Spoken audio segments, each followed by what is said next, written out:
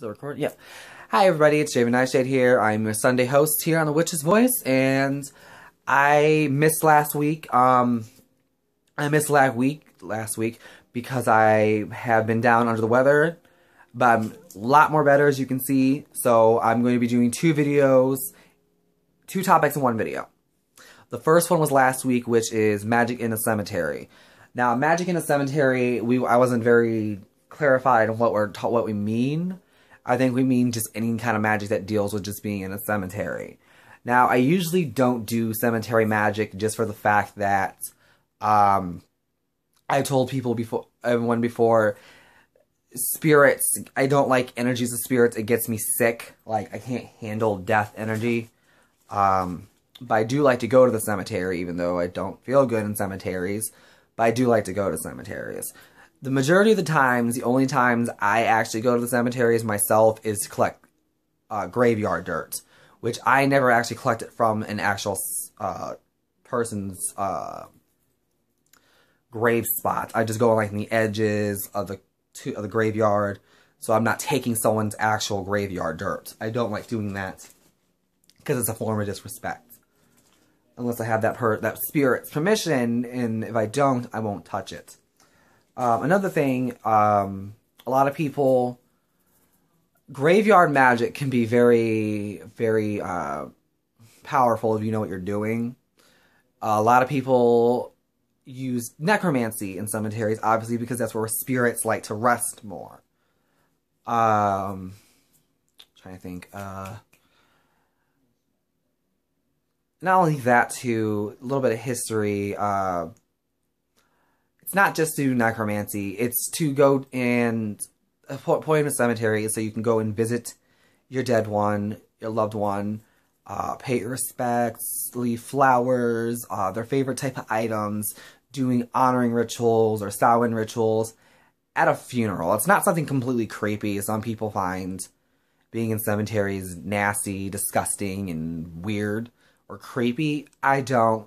I sometimes go there, pay my respects. Actually, the cemetery literally down the street from me, my grandpa Parker, and my Aunt Cheryl are both buried there. So I'm going to start going there more often. But anyway, that's last week's topic, magic in a cemetery. Next topic, which is a topic that a lot of people, particularly beginners and what I call non-magical people or Cowans, seem to not get a grasp on, or just don't seem to freaking understand at all. Which, this is mine, are Ouija boards.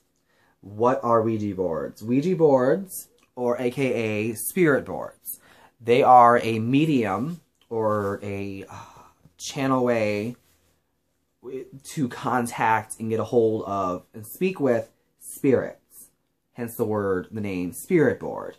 Ouija was more of like a modern term.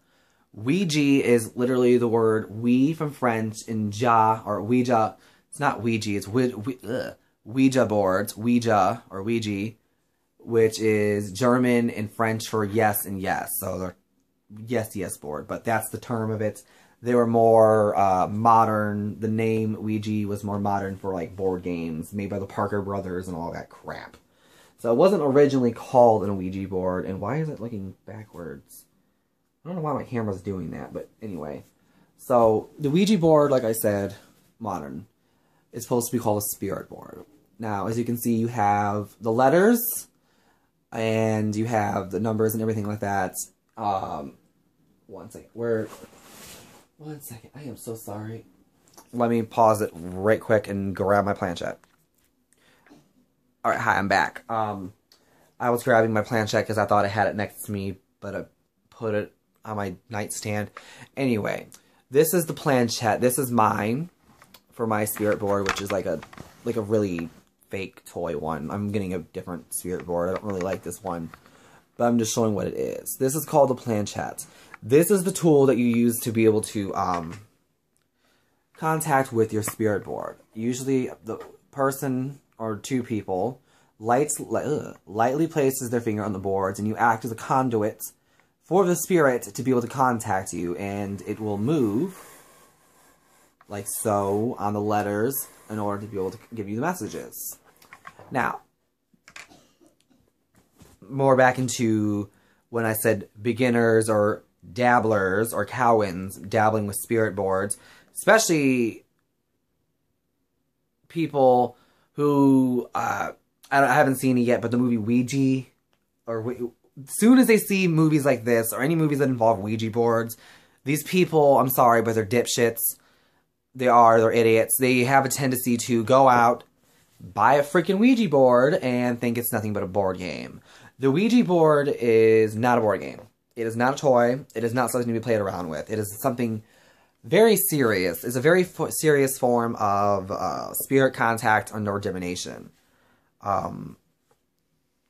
It's not something to just, oh, let's play around with it. Because you need to know what you're doing. You need to know how to put up barriers, protection, how to get rid of spirits if you come in contact with a nasty one. You need to differentiate between the spirits. Like, sometimes when a person tries to contact a very specific spirit, you will not get that specific spirit. It'll be another spirit taunting you and trying to be the other spirit. But, yeah, that's what you need to do. A lot of people don't get this, is when you do use a Ouija board or a spirit board, you need to put up barrier and protections, like casting a circle, burning sage, lighting candles for protection. You need to protect yourself and put up a psychic shield.